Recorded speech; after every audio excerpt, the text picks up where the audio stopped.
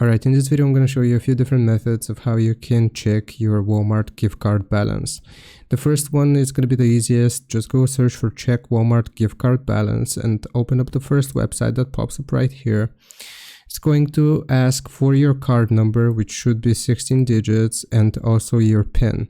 After you input this information here, you can read through it. You will just click on check balance, and that's going to show you your Walmart card balance. And here are some other methods. You can do this in store, so you can visit any Walmart store and ask a cashier to check the balance for you. They can quickly scan the card and provide the balance. You can also do this by phone. You can contact Walmart's customer service and follow the prompts to check your gift card balance, or you can do it by using the Walmart app. You will just open up the Walmart app and navigate to the gift card section, and then you will enter your card details there to check your balance. I hope this helps. Leave a like and sub. I'll see you next time.